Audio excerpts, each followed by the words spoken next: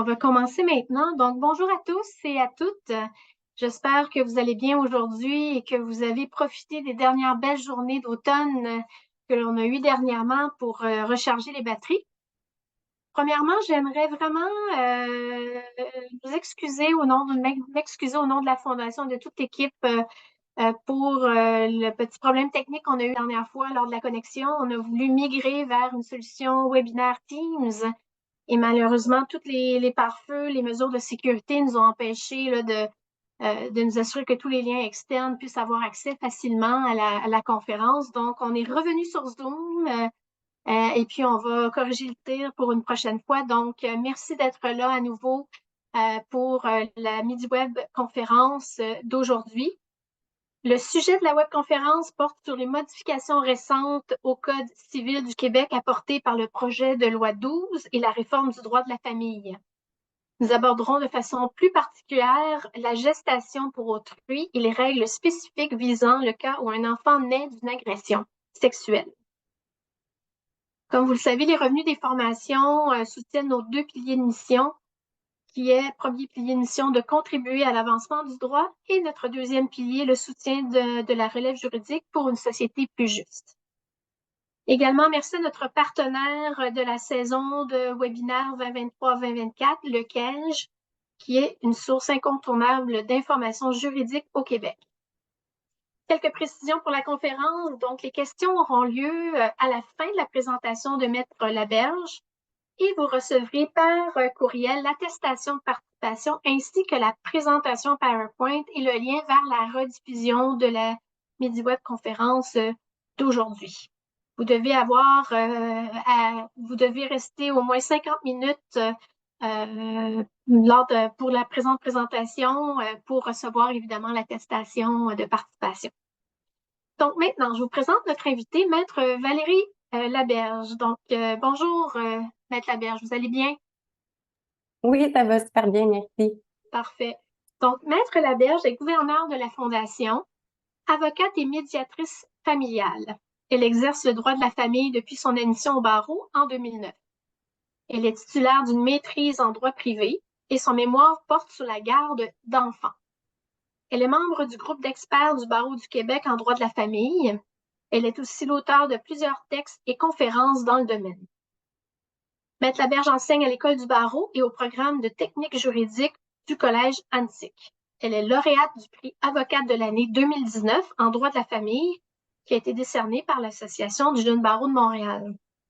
Alors, merci Maître Laberge de votre présence à nouveau.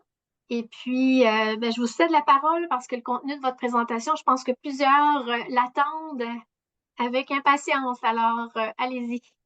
Bonne Merci conférence. beaucoup. Merci, Maître Poitras. Donc, bonjour tout le monde. Ça me fait plaisir d'être avec vous aujourd'hui pour discuter ensemble du projet de loi 12 qui porte sur la réforme du droit de la famille. Je l'appelle projet de loi 12, mais finalement, c'est un projet de loi qui a été adopté et dont on peut retrouver les articles maintenant bien intégrés dans notre Code civil. Donc, on va regarder ensemble quelles sont les modifications qui ont été apportées au Code civil par ce projet de loi. Il y a deux grandes parties. La première, c'est tout ce qui a trait à la gestation pour autrui, donc la question des mères porteuses. On va faire ensemble un survol de ça. Donc, qu'est-ce qui était l'état du droit antérieur à ce projet de loi-là? Quels ont été les objectifs du législateur en incorporant en fait des articles pour régir juridiquement cette situation-là. On va regarder la terminologie qui est utilisée dans le code pour désigner les contrats de mère porteuse et tout ça. On va regarder les conditions générales du régime. Puis là, vous allez voir que quand on est au Québec, il y a deux façons de procéder quand on est dans un cas de mère porteuse. Il y a une voie légale puis une voie judiciaire. Donc, on va regarder les deux régimes. On va regarder par la suite les règles de filiation par le sang en cas de convention de gestation pour autrui. Et puis ensuite, on va s'attarder aux situations de droit international, quand on fait affaire avec quelqu'un qui est dans un autre État pour avoir un contrat de mère porteuse, qu'est-ce que le législateur a prévu pour ces situations-là? Puis on va regarder rapidement le tableau des entrées en vigueur parce que c'est pas tout là, qui est entré en vigueur en même temps concernant la gestation pour autrui. Par la suite, on va regarder les modifications qui ont été faites au Code civil en lien notamment avec l'enfant qui naît d'une agression sexuelle. Donc, on se rappelle qu'il y a eu un cas médiatisé l'an dernier qui était le cas d'Océane, où Océane avait été victime d'une agression. Il y a un enfant qui était né et il y avait toute une histoire avec la reconnaissance de la paternité. Donc, on va regarder quelle a été la réponse législative à ce cas-là. On va regarder également le cas d'Isabelle, donc pendant les commissions parlementaires du projet de loi 12, il y a eu un article dans la presse pour le cas d'Isabelle où il y avait eu une demande de déchéance d'autorité parentale à l'égard d'un père qui avait commis des agressions sexuelles impliquant les enfants. Donc, on va aller voir qu'est-ce que le législateur a fait comme modification aux dispositions sur l'autorité, la déchéance d'autorité parentale en réponse à cette situation-là. Puis, on va regarder sommairement les autres modifications au Code civil qui ont été faites dans le cadre du projet de loi 12. Je vais plus vous les énumérer que les étudier en détail, puisqu'on a quand même juste 45 minutes ensemble aujourd'hui pour que je puisse vous informer de tout ça.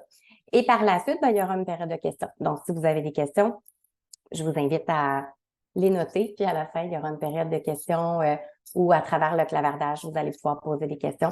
Puis Maître Poitras pourra être votre porte-parole, puis on pourra échanger là-dessus à la fin de la présentation. Donc, on va commencer tout de suite avec la gestation pour autrui. Donc, avant ça, un bref historique. On se rappelle que notre dernière réforme du droit de la famille, je m'excuse, une bonne toux. Dernière réforme du droit de la famille, on était dans les années 80. C'est la vraie grande réforme. Alors, quand on dit, on entend beaucoup ça dans les médias, on entend beaucoup le ministre de la Justice nous dire « Ah, le droit de la famille, maintenant, il n'a pas changé depuis 40 ans, il faut le moderniser. » C'est vrai, mais on n'oublie pas que quand même en 2002, ça fait quand même moins que 40 ans, pas mal, on a eu quand même toutes sortes de modifications à notre code civil en lien notamment avec l'Union civile, qui était la réponse là, du législateur québécois au fait que les mariages de même sexe n'étaient pas permis. Mais aussi avec la filiation, il y a eu toute la procréation assistée qui, elle, ne date pas évidemment des années 80 dans notre droit, qui avait été incorporée dans le Code civil. À part la suite, en 2013, on a notre Éric et Lola national, là, où la Cour suprême nous dit que notre régime il est discriminatoire pour les conjoints de fait, mais qui est justifié par l'article 1er, ce qui a un peu mobilisé tout le monde, puis je pense fait réfléchir, puis il y a eu beaucoup de choses. Plus, on en a entendu plus parler là, de cette inégalité, en fait, qui existe. Puis là, on a commencé à se poser plus de questions sur est-ce que vraiment notre droit a suivi l'évolution de notre société en lien avec le statut des conjoints de fait. Il y a le rapport Roy qui a été fait en 2015, donc dans la foulée de l'arrêt Éric et Lola, où ils ont fait, il y a un comité consultatif sur le droit de la famille qui a été composé, des différents experts qui se sont rencontrés de Québec, de Montréal, ils allaient se voir à Trois-Rivières très, très, très souvent pour faire un très gros rapport qui a 82 recommandations qui portaient vraiment sur une réforme globale du droit de la famille. Ce rapport-là a été, en bon français, tabletté pendant quand même plusieurs années. En 2019, le gouvernement a lancé une grande consultation publique sur le droit de la famille et là, on entendait donc des intervenants de différents milieux discuter de quelles étaient leurs préoccupations en lien avec ce qui devrait être modifié en droit de la famille. Ça s'est tenu sur une période de 3 mois. Et l'autre étape qu'on a vu poindre suite à ça, là, c'est sûr qu'il y a la COVID entre les deux. Là, il y avait peut-être plus urgent à gérer. Mais en 2022 est arrivé le projet de loi 2 et c'est là où on a compris que le législateur avait l'intention de scinder sa réforme du droit de la famille en différentes parties plutôt que de le regarder dans sa globalité, qui, à mon avis, est quand même déplorable parce que je pense que ça devrait être vu comme une réflexion profonde, cohérente, puis dans un seul et même morceau. Mais bon, au moins, on pourrait dire qu'au moins ça avance. Alors, ils sont arrivés avec le projet de loi 2 et plutôt que de porter sur qu'on attendait tous, plus particulièrement, là, qui était la question des conjoints de fait, ce qui est le plus vieux, en fait, dans notre droit, mais on est allé modifier d'autres choses fort, quand même très importantes, mais peut-être qu'on avait de moins décalé. Donc, on est allé travailler dans le projet de loi 2 avec d'abord la modernisation des textes de loi là, pour toute la réalité des personnes trans non-binaires. Donc, il y a eu un bel effort qui a été fait là. Et il y avait plusieurs mesures aussi qui ont été faites pour favoriser la protection des personnes victimes de violences. Puis, notamment, on a modifié l'article 33 pour prévoir que la violence devait être considérée quand on regardait le meilleur intérêt d'un enfant, etc. Dans le projet de loi 2, on avait aussi initialement incorporé la question de la gestation pour autrui. Par contre, le gouvernement, suite aux consultations, a dit, vous savez quoi, on va encore scinder. Donc, on va passer en projet de loi 2 les deux sujets dont je viens de vous parler, puis gestation pour autrui, on va reporter ça à une étape ultérieure. Et ce qui nous a amené donc en 2023 avec le projet de loi 12, où là, on est allé replacer les règles beaucoup, là, pour la majorité, ça ressemble beaucoup à ce qu'il y avait dans le projet de loi 2. Puis, on est allé ajouter certains éléments là, pour la protection de la mère et de l'enfant qui naît d'une agression sexuelle. Puis, en tout dernier, on a fait certaines modifications au régime de déchéance d'autorité parentale. Donc, gestation pour autrui. Alors, l'état du droit antérieur à ces articles-là, qu'est-ce que c'était? On avait notre article 541 dans le Code civil qui maintenant est abrogé, mais qui nous disait que toute convention par laquelle une femme s'engageait à procréer ou à porter un enfant pour le compte d'autrui était nulle, de nullité absolue.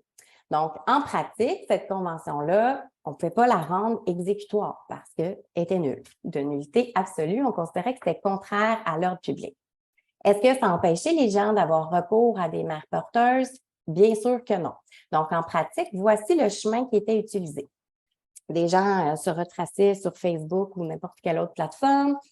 Il y avait un match, donc ils convenaient ensemble qu'ils feraient affaire avec quelqu'un pour porter un enfant et que cet enfant-là serait remis aux parents d'intention à la suite. Donc, ce qui se passait en pratique, c'est que l'enfant naissait. Là, l'enfant naît, puis quel nom va être inscrit à l'acte de naissance? Pour le père ou si c'était deux mères, il y avait un des deux parents d'intention qu'on pouvait ajouter à l'acte de naissance. Mais vous savez qu'en droit, ce qui fonde la filiation d'un enfant, la filiation maternelle, c'est le fait de donner naissance. Alors, évidemment que c'était la mère biologique. On n'avait pas le choix de mettre son nom à elle sur l'acte de naissance.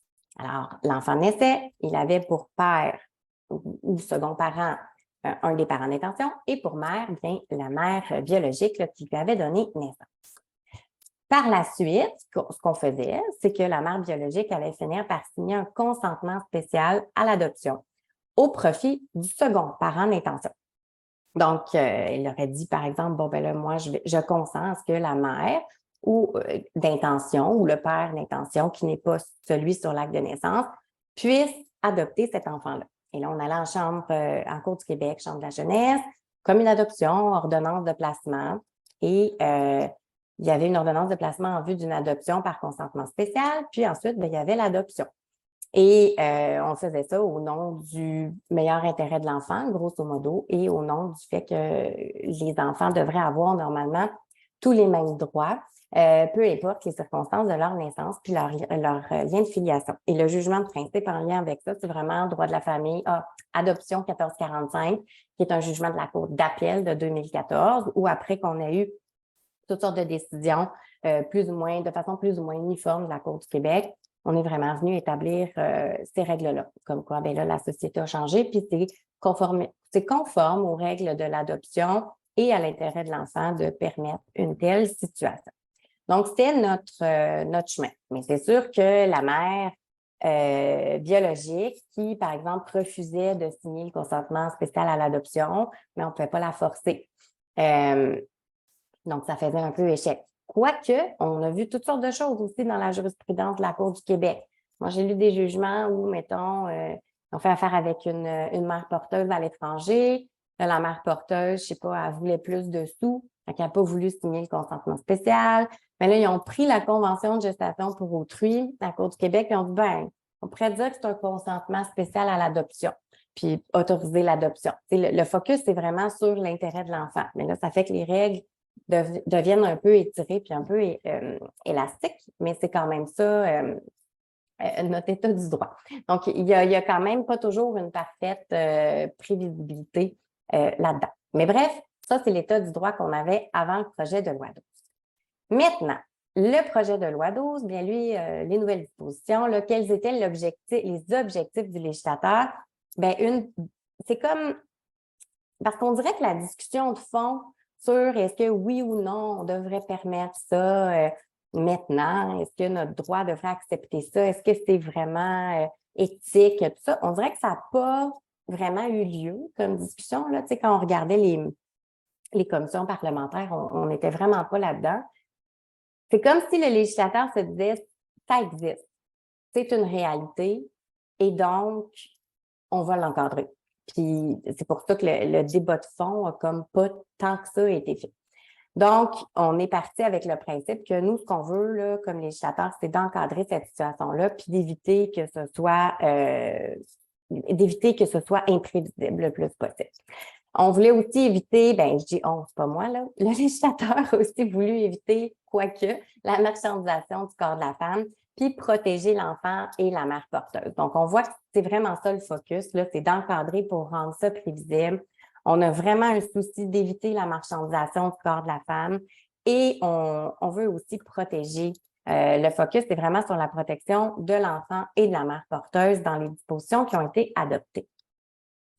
Au niveau de la terminologie, j'arrête pas de parler de mère porteuse depuis tantôt, là, mais c'est pas l'expression, évidemment, qui a été retenue par le législateur, parce qu'on voulait détacher le mot mère, hein, qui fait vraiment appel au rôle de mère, là, donc à la maternité, de la personne qui allait finalement porter l'enfant, qui ne sera pas sa mère au terme de la convention de gestation pour autrui. Donc, c'est pour ça que le législateur n'utilise pas l'expression mère porteuse. On va appeler ça la femme ou la personne qui donne naissance à l'enfant. Donc, pour la présentation, ça se peut que je m'échappe puis j'appelle encore ça mère porteuse, là, mais sinon, je vais essayer d'utiliser la femme qui donne naissance à l'enfant, puis je vais juste laisser de côté la personne, juste à des fins d'alléger, mais retenez que c'est ça la véritable expression, puis voilà. Donc, c'est la femme ou la personne qui donne naissance à l'enfant. Le contrat de mère porteuse, on appelle ça une convention de gestation pour autrui. Assez simplement. Donc, à vos articles, vous vous souvenez que tantôt, je vous ai dit que 541, notre ancien 541, qui nous disait que le contrat de gestation pour autrui, c'était nul, de nullité absolue, il est abrogé. Et là, on est rendu avec un tout nouveau titre dans les sections sur l'affiliation qui s'appelle « Du projet parental impliquant une grossesse pour autrui ». Et la première section de ça, bien, ça émet ce qu'on appelle les conditions générales à tout projet de gestation pour autrui. C'est bon? Donc, on a vu tantôt qu'il y en a qui vont être hors Québec, au Québec, là, tu sais. On a vu, je vous ai dit qu'il allait en avoir qui allaient passer par une voie légale, qu'il allait en avoir qui allaient passer par une voie judiciaire. Les conditions générales qu'on va regarder ensemble, elles doivent s'appliquer à tout projet parental impliquant une gestation pour autrui, peu importe dans quelle catégorie est-ce qu'on se situe. Donc, quelles sont ces conditions générales? Bien, d'abord, il faut que nos parents d'intention soient domiciliés au Québec depuis plus d'1 an. Donc, ça, c'est 541.1 pour que ce régime-là puisse s'appliquer à eux. Il faut absolument qu'ils soient domiciliés au Québec depuis plus d'1 an. Donc, en clair, des parents d'intention français qui viendraient au Québec pour faire affaire avec une mère porteuse au Québec, bien, ils ne seront pas visés par notre régime. Il n'y a absolument rien qui traite de ça dans le Code civil actuellement. Donc, les parents d'intention doivent être domiciliés au Québec depuis plus d'1 an. Ensuite, ils doivent avoir conclu la convention de gestation pour autrui avant la grossesse. Donc, on ne peut pas dire « je suis enceinte, je n'ai pas le goût de garder cet enfant pour une raison ou pour une autre, puis finalement, je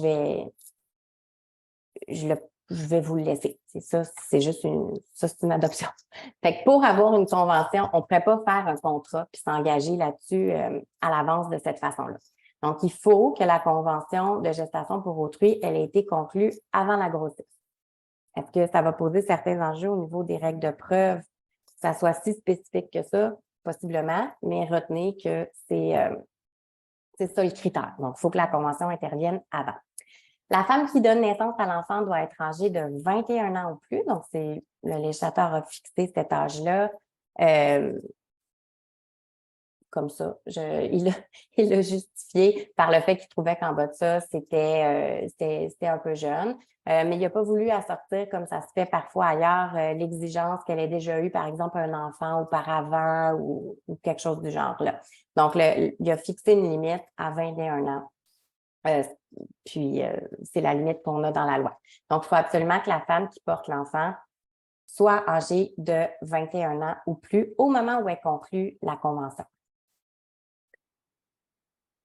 Il y a une combinaison de matériel génétique qui va être proscrite entre la personne qui va porter l'enfant puis sa fratrie, ses descendants, ses ascendants. Okay? Donc, pour des raisons de cohérence, je pense avec d'autres sections qu'on a dans notre droit, là, il faut que le matériel génétique, il n'y ait pas de croisement là, entre des personnes qui ont déjà des liens de sang ensemble. La contribution de la femme qui porte l'enfant doit être faite à titre gratuit. Alors ça, c'est, semble-t-il, pour dissuader, parce que, en tout cas, dans l'état actuel des choses, c'est certain que la plupart des femmes qui vont conclure des contrats de gestation pour autrui vont le faire pour avoir des sous. Mais là, ça, c'est pas permis. OK? Donc, c'est vraiment fait pour quelqu'un qui le ferait à titre gratuit. Comme de toute façon, c'est écrit là, dans nos règles fédérales en ce moment aussi, là, qu'on ne peut pas recevoir d'argent pour porter un enfant. Donc, la convention devra être faite à titre gratuit. Par contre, la femme qui porte l'enfant va avoir le droit au remboursement de certains frais qui vont être prévus par règlement qui n'est toujours pas en vigueur. Ceci dit, il y en a un au niveau fédéral. Je pense que ça va beaucoup se ressembler. Donc, ce qui va être considéré là-dedans, là, c'est notamment si elle a une perte de revenus de travail qui ne serait pas couverte par des assurances, si elle doit prendre un médicament, si elle doit aller se faire des massages, des vêtements de maternité. En fait, tout frais là, qui pourrait être encouru par elle. Il y a des cours des cours d'aquaforme, ce genre de choses-là. Tout ce qui peut contribuer à son bien-être pendant sa grossesse va pouvoir être réclamé. Mais il faut vraiment qu'il y ait eu des dépenses, là, des déboursés et non une autre forme et non une rémunération. Ça va? Donc, c'est vraiment un remboursement de dépenses. La femme qui porte l'enfant doit aussi donner son consentement à la rupture de la filiation après la naissance. Donc, il faut que pendant la gestation, bien évidemment, au début, là, quand elle conclut la convention, elle est d'accord. Elle va devoir rester d'accord tout le temps. Puis, à la fin, elle va même devoir répéter qu'elle est d'accord à ce qu'il y ait rupture du lien de filiation. Donc, en clair, pendant longtemps, elle peut changer d'idée. Toute renonciation à l'avance à ce droit-là sera interdite. Donc, on ne pourrait pas mettre par convention que la madame renonce, la femme ou la personne qui porte l'enfant renonce à la possibilité de retirer son consentement à la fin. Toute renonciation à cet effet-là est interdite. Toute façon de dissuader aussi le consentement libre et éclairé après la naissance, c'est aussi interdit. Par exemple, une clause pénale, là, ce serait également interdit. Finalement, une fois que le consentement aura été donné après la naissance, dans les délais qui seront spécifiés selon le régime, là, une fois que le consentement est donné après la naissance, il n'y aura donc aucune possibilité d'établir un lien de filiation entre la femme qui aura porté l'enfant et cet enfant-là. Donc, en gros, c'est nos conditions générales pour la gestation pour autrui. Fait qu'on voit que c'est beaucoup la femme qui porte l'enfant qui va être protégée dans cette affaire-là. Et les parents d'intention, eux, c'est pas eux qu'on a souhaité, que le législateur a souhaité protéger par l'introduction, par ce régime-là. Donc, on voit vraiment que la femme qui porte l'enfant, elle peut changer d'idée. Par contre, elle n'est pas payée, mais elle a le droit au remboursement de ses frais. Toutefois, les parents d'intention, eux, ben, ils peuvent pas changer d'idée, d'accord? Donc, une fois qu'ils ont, mettons que la femme la femme qui porte l'enfant termine le projet parental, donne naissance et consent, ben, à ce moment-là, les parents d'intention ne peuvent pas dire finalement, ça me tente plus. Eux, ils peuvent pas changer d'idée.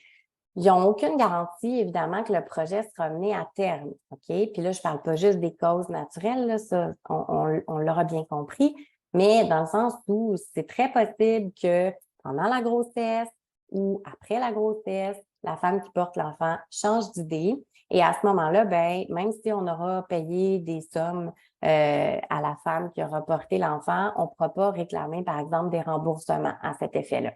Donc, l'idée, c'est vraiment que la femme qui porte l'enfant, le législateur veut s'assurer de son consentement total à ça et qu'elle veut la laisser changer d'idée si elle le souhaite. Et les parents d'intention, mais c'est sûr qu'il y en a beaucoup de parents d'intention qui sont allés en commission parlementaire pour déplorer ça en disant qu'ils sont fragilisés quand même, ces parents-là, dans leur chemin vers la parentalité. Puis là, il déplorait qu'il n'y ait pas de possibilité pour eux que ce contrat-là soit exécutoire, mais le législateur a vraiment souhaité protéger le choix de la femme qui porte l'enfant au niveau biologique. OK. Donc, quand nos parties sont domiciliées au Québec depuis plus d'1 an, au moment où la convention est conclue, elles vont donc pouvoir établir la filiation d'un enfant en faveur des parents d'intention selon 2 façons. Okay? Fait qu'on est au Québec, on veut faire une convention de gestation pour autrui. On a 2 façons pour aller établir la filiation de notre enfant. On a une voie légale, qui dans d'autres provinces s'appelle souvent la voie administrative. Nous, ça s'appelle la voie légale. Et on a une voie judiciaire. Bon, ça le dit, là, on peut aller à la cour, puis on verra comment ça fonctionne, chacun de ces 2 régimes. Donc, la voie légale, ça se trouve aux articles 541.11 à 541.19. Puis là, on prévoit plusieurs étapes pour la mise en œuvre de ce processus-là. Donc, l'étape 1, c'est une rencontre avec un professionnel sur les implications psychosociales puis les questions éthiques. Donc, c'est un professionnel qui va être désigné par le gouvernement et qui va rencontrer les parents d'intention et la femme qui va porter l'enfant de façon séparée pour les informer des implications psychosociales puis des questions éthiques reliées à tout ça. Il y aura ensuite une attestation qui va être signée par ce professionnel. Une fois qu'on a ça, ils vont aller se rendre chez le notaire pour conclure une convention par acte notarié en minutes. Le notaire va donc vérifier les conditions générales du projet parental dont je vous ai parlé tantôt, la date, la conclusion du contrat, donc pourrait avoir une preuve là, par rapport au moment où la grossesse aura eu lieu finalement. On va aussi vérifier l'âge, évidemment, de la femme qui va porter l'enfant, le fait qu'elle ne sera pas rémunérée. On va établir les frais qui vont être remboursés à la femme qui porte l'enfant. Puis, les sommes pour garantir le paiement de ces frais-là vont être déposées au compte en fidéicommis du notaire. Ah oui, puis le notaire, évidemment, va vérifier l'attestation de participation à la rencontre là, au niveau des aspects psychosociaux. Par la suite, à un moment donné, l'enfant va naître.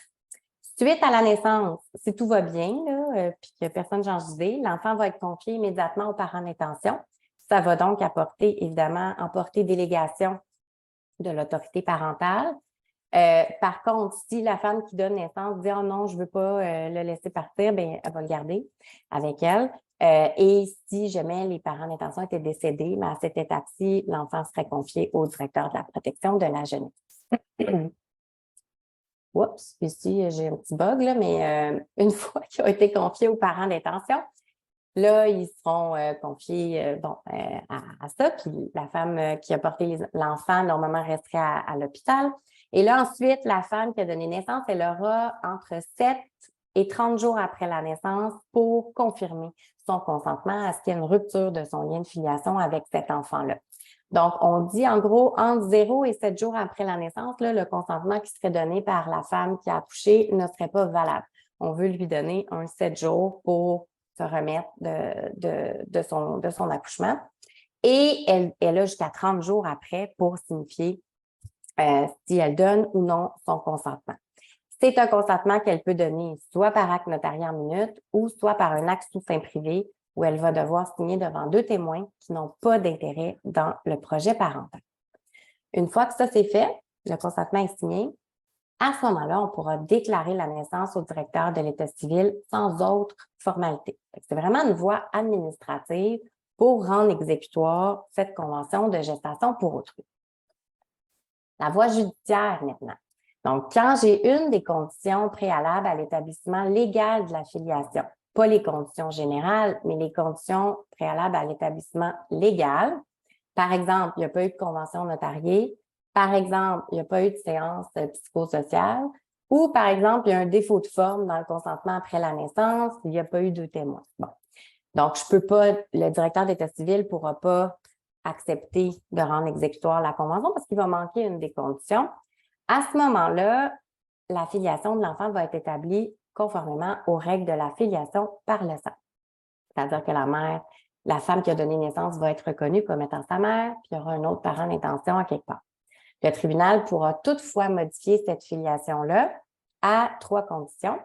Donc, il faut qu'il y ait le consentement de la femme qui a donné naissance à l'enfant. Là, elle pourra à ce moment-là le donner dans une déclaration sous serment, de dire que oui, elle est toujours d'accord à ce que l'enfant soit remis aux parents d'intention puis qu'il y ait rupture de son lien de filiation. Le tribunal va s'assurer que les conditions générales applicables à tout projet parental, 21 ans et plus, tout ça, là, sont respectées. Et normalement, la demande devrait être faite dans les 60 jours de la naissance, sauf circonstances exceptionnelles. Donc, ça, c'est notre chemin judiciaire. Quand les gens ne vont pas aller, par exemple, chez le notaire, ça ne veut pas dire qu'il n'y a rien à faire pour changer la filiation. Ça veut juste dire qu'il faut s'assurer que il faut respecter ces conditions-là, mais si elles sont respectées, le tribunal va pouvoir modifier la filiation de l'enfant. Maintenant, si la femme qui donne naissance retire son consentement ou change d'idée pendant la grossesse, sa filiation va être reconnue, évidemment, par le fait d'avoir donné naissance. Parce qu'en droit, on sait que la filiation maternelle, elle est établie par le fait de donner naissance, comme je vous ai dit tout à l'heure. Donc, mettons qu'elle change d'idée, ben oui, ça va être elle la mère sur l'acte de naissance. Qu'est-ce qui va arriver maintenant avec les parents d'intention? Ben, s'il n'y a pas eu de matériel reproductif des parents d'intention d'utiliser pour concevoir l'enfant, ben, il n'y aura pas possibilité, évidemment, d'établir de filiation par le sang. D'accord? Fait que si elle change d'idée, puis qu'il y avait la femme qui porte l'enfant change d'idée, il n'y avait pas de matériel reproductif des parents d'intention utilisé dans le cadre du projet, à ce moment-là, il n'y aura aucun lien entre la femme qui a porté l'enfant surtout, et les parents d'intention. Aucune façon, à moins qu'il y ait eu une possession d'État par la suite. S'il y a du matériel reproductif des parents d'intention qui est utilisé, donc, disons que j'ai 2 papas qui décident d'avoir un enfant avec une mère porteuse et il y a un des 2 papas là, dont on utilise le sperme là, pour créer cet enfant. Bien, ce parent-là va pouvoir aller exercer son recours là, pour que sa filiation par le sang soit reconnue.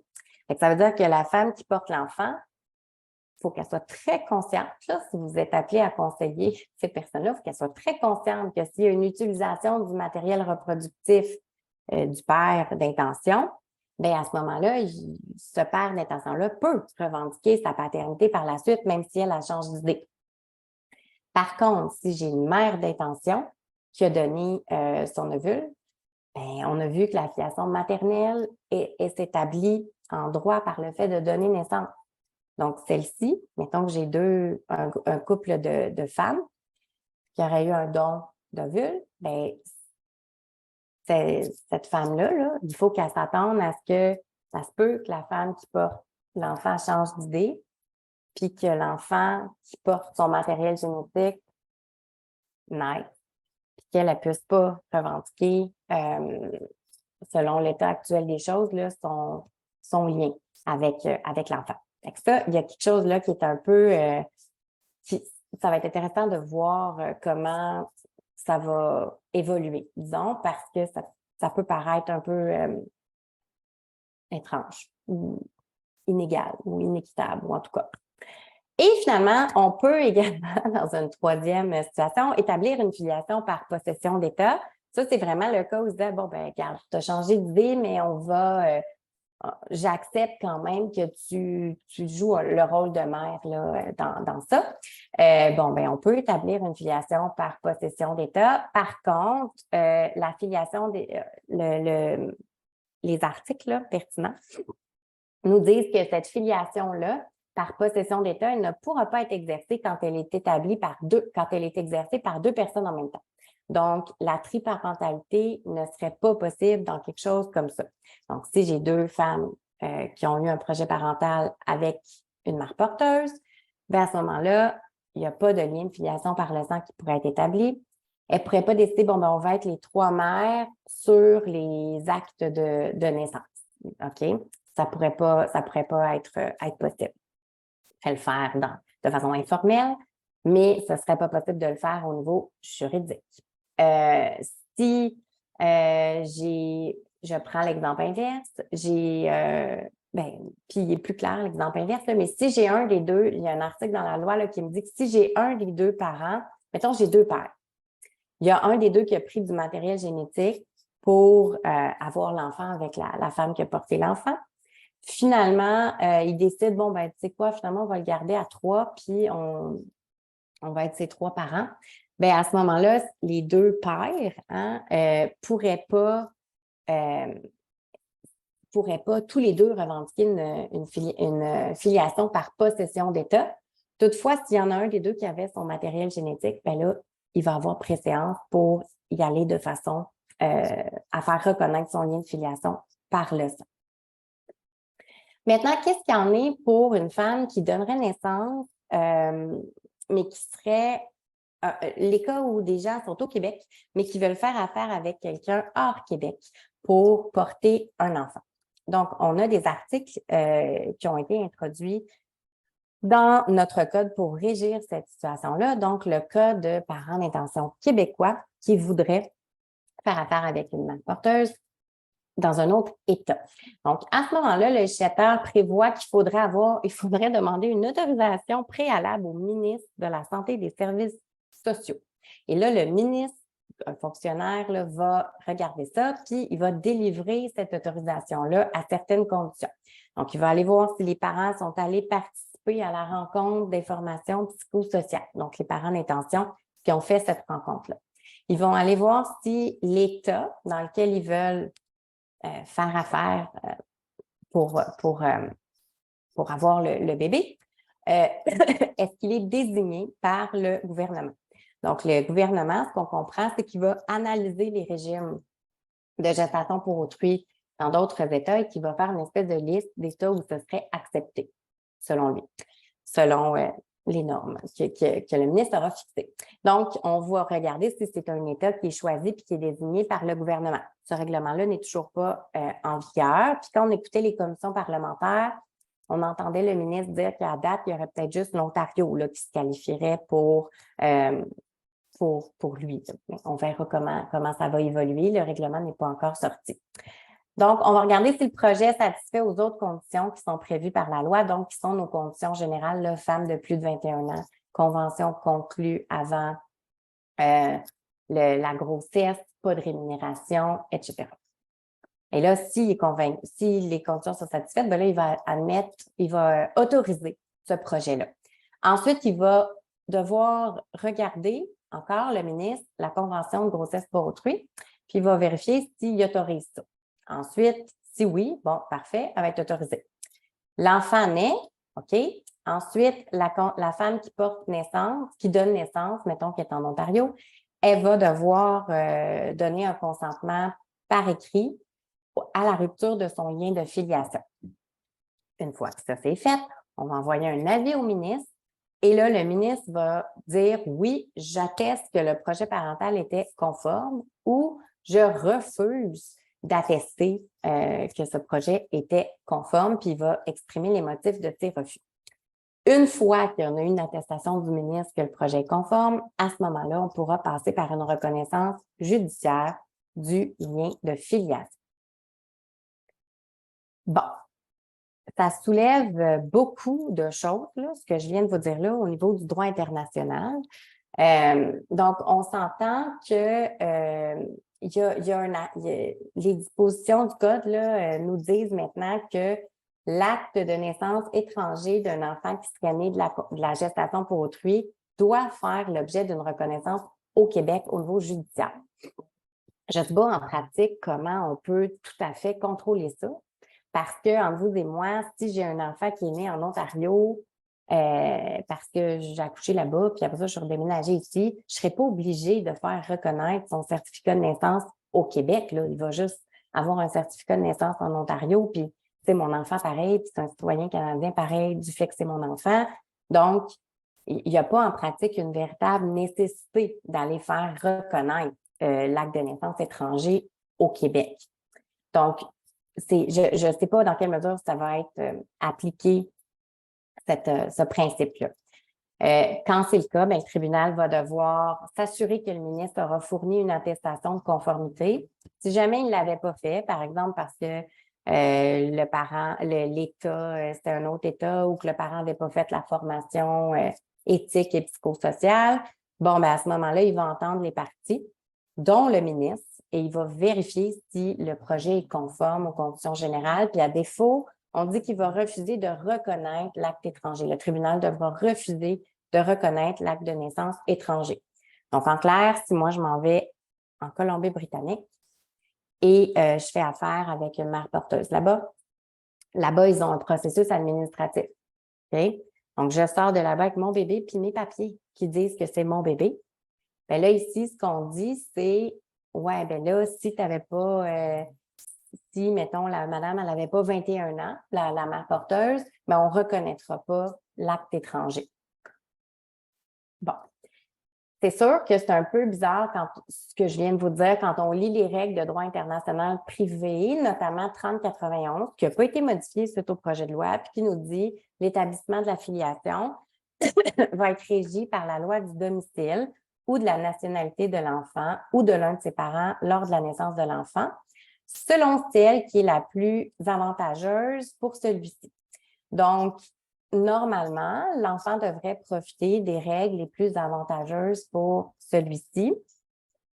Et j'ai de la difficulté à concilier, et ça va être intéressant de voir, en fait, comment les tribunaux vont concilier ce que je viens de vous dire ici, comme quoi, ben là, si ça s'est fait dans un État étranger puis que ça ne respectait pas nos conditions ici, le projet parental, l'acte ne sera pas reconnu, avec les principes qui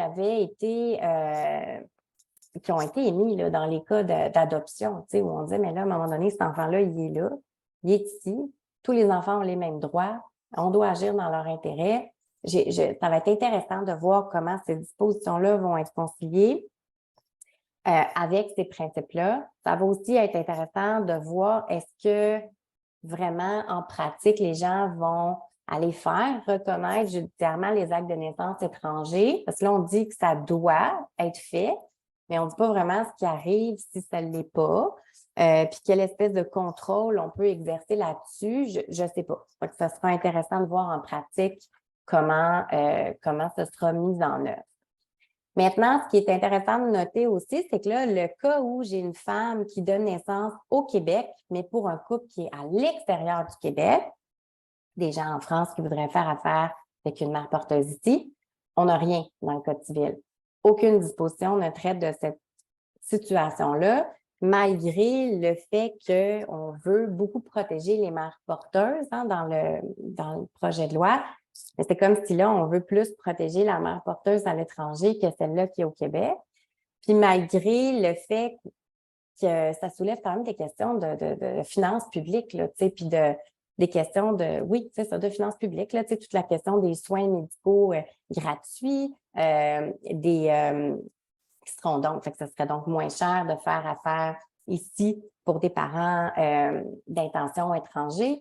Toute la question des congés de maternité, etc. Donc, mais il n'y a rien. Le projet de loi, le code est silencieux par rapport à cette situation-là. OK.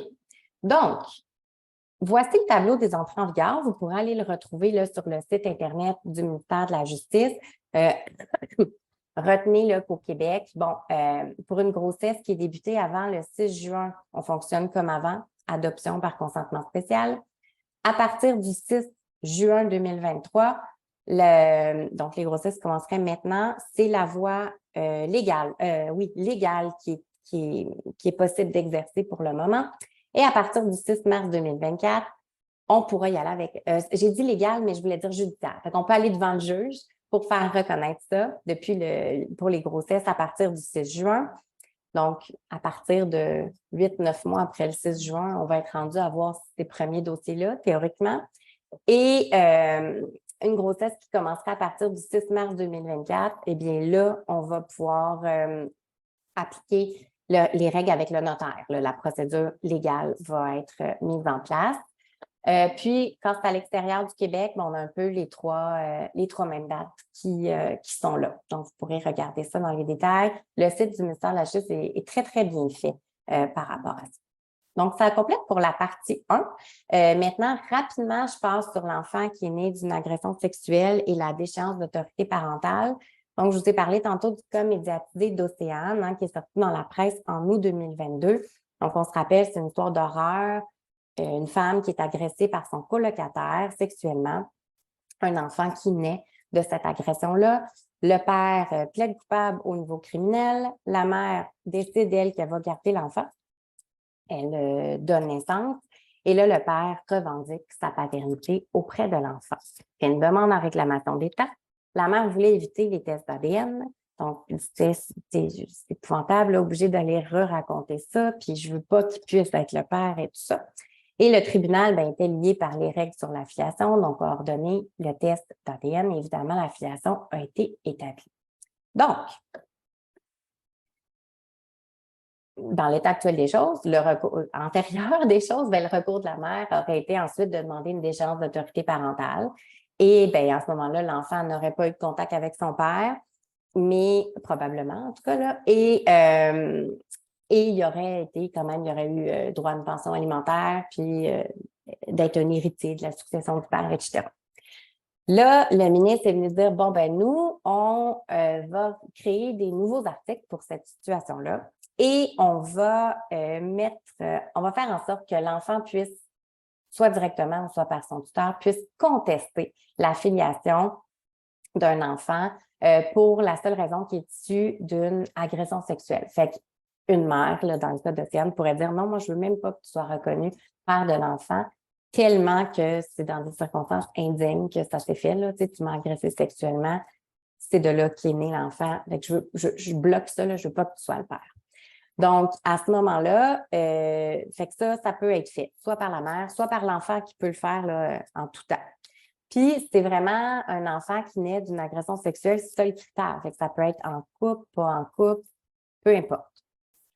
La contestation va être accueillie, donc le refus de reconnaître la filiation va être accueilli seulement si l'intérêt de l'enfant le commande, évidemment. On nous dit, et l'enfant, s'il n'a pas été réadopté, pourrait rechanger d'idée dans le futur et demander le rétablissement du lien de filiation. Cette agression sexuelle, on donne un allègement au niveau du fardeau de la preuve. On dit qu'elle pourra être prouvée par la production du jugement qui reconnaît l'agression. Donc, au lieu que la victime doive raconter toute son histoire, elle peut juste produire le jugement et ça fait preuve de l'agression. Notamment, pas obligé d'avoir un jugement, là, on peut prouver d'autres façons, mais si on en a un, ça fait preuve de l'agression. Et par contre, il y a un test d'ADN qui va pouvoir être ordonné, évidemment, pour prouver le lien entre l'agression sexuelle puis est-ce que c'est vraiment l'enfant de l'agression. Retenez simplement qu'il va quand même pouvoir réclamer une contribution financière à titre d'aliment. Cet enfant-là, il peut le faire sous forme forfaitaire et pour éviter à la mère là, de toujours avoir à renégocier les aliments avec celui qui était le père biologique. Évidemment, si l'enfant il y a des changements dans sa situation de santé, va pouvoir demander que ce soit modifié. Et retenez aussi que l'enfant conserve ses droits successoraux. Autre option, retenez aussi que la déchéance d'autorité parentale, ça demeure complètement valide. Là. Vous n'êtes pas obligé d'avoir une rupture du lien de filiation. Vous pourriez juste décider que vous passez par la déchéance de l'autorité parentale pour le faire. Le ministre a vraiment souhaité donner le choix à la victime de l'agression entre les deux régimes. Finalement, dernière affaire, je sais qu'on n'a plus beaucoup de temps, mais retenez que suite au cas médiatique d'Isabelle, où il y avait eu des agressions sexuelles envers les enfants, on est venu modifier l'article de déchéance d'autorité parentale et on a fait une présomption à l'effet que quand on a un jugement, que la déchéance, elle était prononcée quand on a un jugement qui reconnaît la culpabilité d'une infraction à caractère sexuel impliquant un enfant, on reconnaît qu'il va y avoir une déchéance, à moins qu'on démontre que ce n'est pas dans l'intérêt de l'enfant d'avoir une déchéance, qui va être, ma foi, rarissime. Donc, on a créé une nouvelle présomption à l'article 606. Autres affaires, vous aurez ma présentation après, vous irez voir, là, mais on est allé retravailler la définition de la possession d'État, on est allé codifier pas mal les principes jurisprudentiels. Donc maintenant, on a 24 mois, avant on disait 18 à 24, là c'est 24. Il y a également des reconnaissances du droit aux origines puis de la facilité d'accès aux renseignements médicaux pour les enfants qui naissent de projets parentaux. Que ce soit procréation assistée ou gestation pour autrui. Donc, en vitesse extrême. En conclusion, merci de m'avoir écouté. Je vais passer vite là-dessus pour qu'on puisse aller à la période de questions. Je pense que je peux arrêter le partage. Oui, vous pouvez arrêter le partage, c'est parfait. Donc, écoutez, merci, Maître Laberge, vraiment intéressant, beaucoup d'informations. Vous avez été excellente à nous rappeler ça, comme on dit. Donc, merci à vous. Donc, on est rendu maintenant à la période de questions. Assez tôt dans votre présentation, Maître Young nous demandait où on pouvait trouver le règlement fédéral auquel vous avez fait référence. Sur le site Internet comment il s'appelle, Légisinfo, au niveau fédéral, assez facile à retracer, ce règlement-là. Parfait. Et il a suivi avec une deuxième question. Le parent qui fournit le matériel génétique peut-il être recherché en paternité? Oui, les règles d'affiliation par le sang s'appliquent. Absolument. Fait que ça aussi, tantôt, j'ai dit qu'on conseille la femme qui porte l'enfant.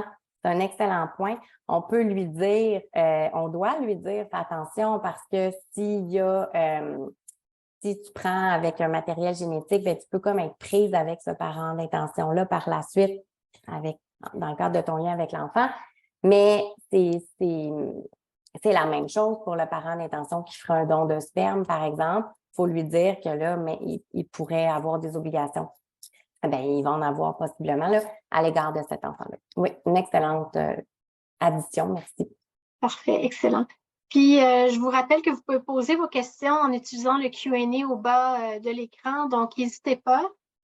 On a une autre question aussi de Maître Diane Bouchard. Donc, pour la mère d'intention dont la filiation sera établie et dont le nom sera au certificat de naissance, n'a pas à adopter l'enfant, comment cela va s'arrimer avec le RQAP? À quelle prestation aura-t-elle droit? C'est ce qu'on va voir. À suivre. Oui, exactement. Mais je pense qu'elle aurait droit là, certainement des prestations comme dans une adoption. Je pense que c'est ça l'idée. OK, parfait. Ouais. Donc, les questions semblent épuisées. De toute façon, les participants auront votre présentation PowerPoint, pourront réécouter en rediffusion la conférence d'aujourd'hui. Donc, on va terminer en vous disant merci. Merci encore, Maître Laberge, d'être venu nous partager votre expertise en matière familiale et notamment pour les deux sujets que vous avez très, très bien élaborés. Merci encore. Donc, je vous rappelle aussi que la Fondation fête ses 45 ans cette année. Donc, j'invite l'ensemble de la communauté juridique et on a besoin de votre soutien pour fêter ces 45 ans d'existence, d'aller sur notre site web et d'en apprendre plus sur notre événement bénéfice. Nous aurons l'occasion d'avoir un panel animé par Yves Boisvert avec 3 panélistes de renom, un du MILA, l'Institut québécois en intelligence artificielle, l'OVIA, qui est l'Observatoire sur les impacts sociaux de l'intelligence artificielle, et Maître Jocelyn Auger, qui est notre partenaire présentateur de FAFCEN, associé directeur spécialisé en technologie, qui va aussi participer au panel. Donc, on a fait une préparation ce matin et je vous dis, là, ça va être riche en discussion puis en réflexion pour la communauté juridique. Donc, on vous fait un appel à tous. Si vous pouvez participer à notre soirée de Montréal, on vous accueille avec plaisir. Et puis, si jamais vous ne pouvez pas être présent, puis vous pouvez aller regarder sur le site, sachez que tous les profits qu'on va ramasser iront au soutien d'une relève juridique diversifiée dans notre communauté. Donc, c'est vraiment un pilier de mission important pour la Fondation de redonner aux suivants et encourager les jeunes avocats, notamment ceux qui viennent de milieux moins favorisés. Donc, je vous remercie pour votre attention. Merci, Maître Laberge, pour le plaisir d'une prochaine webconférence. Bonne fin de journée à vous. Merci beaucoup.